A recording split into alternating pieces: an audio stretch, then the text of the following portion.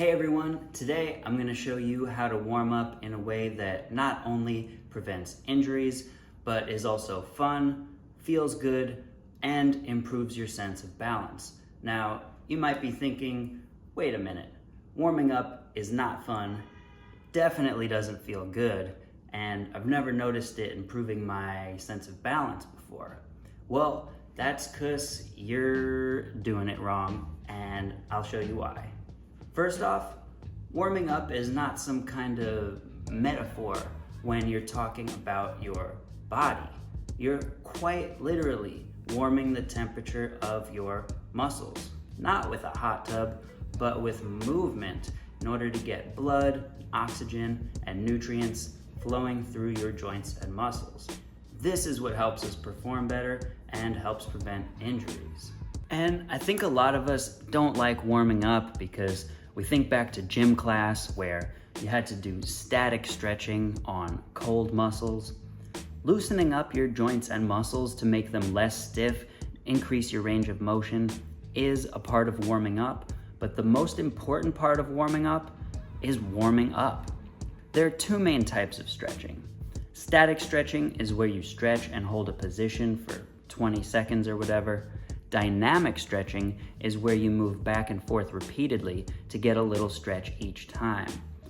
All stretches make you more flexible, but dynamic stretching raises your heart rate, breathing rate, and your body temperature. Static stretching does not.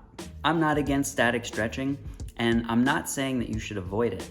I actually have a feeling that you could be stretching a lot more often. It's just that I recommend dynamic stretching as a warm-up and static stretching when your muscles are already warm. I like to do static stretching after a workout to cool down because I find that it helps me relax and get out of an excited state into a relaxed state where my body can focus on recovery. I highly recommend combining massage or foam rolling with stretching to increase blood flow and release tension in the muscles. Foam rolling your back feels amazing and is a nice warm-up for your quads and hamstrings and core. You don't want any pain in a warm-up, so the amount of pressure is key. Hamstrings are pretty sensitive, so I roll these both at once. Calves need much more pressure, so I actually put one foot on top, or even better, use a hard ball. If you have a knot anywhere, you can spend a little more time on it and even pause the rolling and just use the muscle. So if you find a knot on your calf, you can pause the rolling and do some ankle circles. Foam rolling your quads, groin, and IT band is great, not just to increase blood flow and flexibility to your legs, but also to get your hands pushing against the ground at all of the various angles that you might fall to the ground if you fall off your board later. Also recommend rolling the bottom of your foot on a ball to help prevent foot fatigue and increase board feel. In other words, to improve the way that your brain processes the information coming from the sole of your foot. This processing is key for your ability to balance. Over the course of days, weeks, or months, you should see improvement in your balance as you do your warm-ups.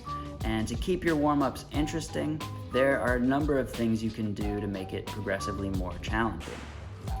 Leg swings are one of my favorite ways to warm up. You can start by holding onto something and eventually let go, and then progress to more and more unstable surfaces. The more unstable, the more you strengthen your ankles to improve balance. You'll want to go forward and back to work and stretch your glutes and hip flexors, and side to side to hit your hip adductors and hip abductors. When you exercise, it's good to keep your core engaged. If you get lazy, your pelvis will tilt this way, so instead try and tilt or tuck your pelvis forward, and you can physically feel that your abs and glutes are hardened or being used. You can make your upper body warm-ups progressively more challenging by changing your stance.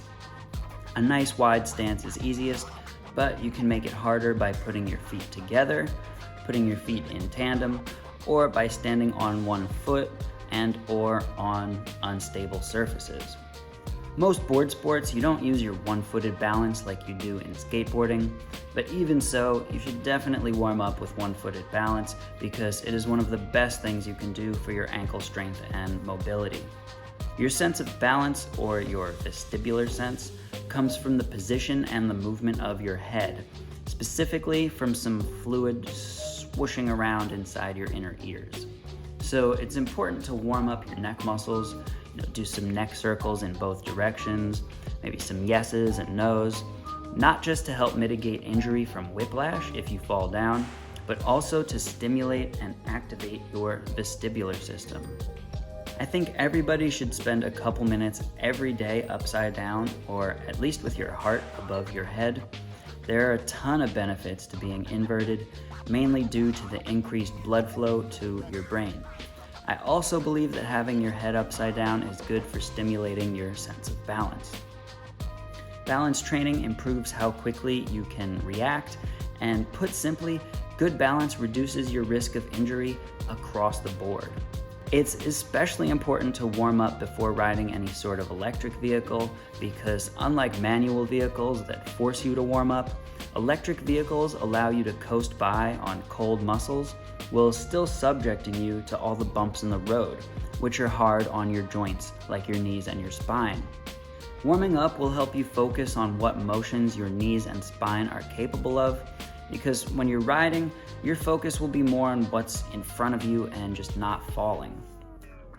Keep in mind that overuse injuries often do not appear for hours or even days after the exercise that caused them. You want to be especially careful trying any new motions with your neck, and be mindful of your knees whenever doing any twisting motions. Key concept here is to not push yourself too much at once, but instead gradually do more and more, both in terms of your range of motion, in terms of force or resistance, and in terms of combining new things together. You want to begin your warm-ups with motions that are natural and easy for you, and gradually make them faster or more vigorous and increase your range of motion. By the end of a warm-up, you want to hit all the muscle groups that you'll be using when you ride, which, considering that you might fall in any direction, is pretty much all of your muscles. Overall, there's no real right way to warm up.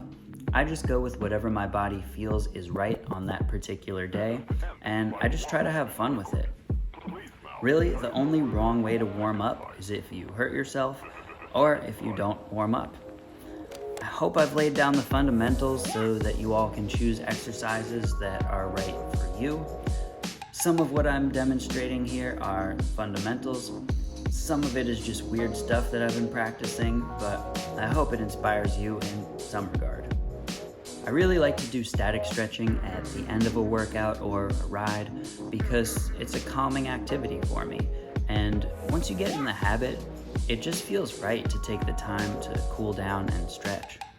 I'll often eat after exercising, and I always feel better when I'm eating in a relaxed state. If I'm anxious or excited when I eat, I tend to eat way too much and get a stomachache. It is such a good feeling to do something fun and active and then take the time to cool down, then eat a meal in a relaxed state, and instead of rushing through the meal, truly enjoy it and realize when you've reached that perfect amount of food to refuel your body. Last thing I want to say is just about making this a habit and creating healthy habits in general. Let's say you decide to do a fun warm-up before your next ride. When you choose to do anything, you're not just choosing to do it right then. You're also choosing to make it a little more likely that you'll do it again later when faced with a similar choice in the future. So even though I recommend at least a 10-minute warm-up, just know that making any small changes will help you as long as you know that you're going in the right direction. Speaking of directions, there's a lot of directions that I could take this YouTube channel. So let me know what you guys want to see. In this episode, I started to dip my toes into a lot of topics that really fascinate me, like nutrition, injury prevention and rehab, mental health, how to increase energy, and just my personal philosophy on life. I could make videos about specific exercises and training techniques to improve your balance, more one-wheel specific videos, riding videos, product reviews. As always, love to hear from you guys. Thanks for watching.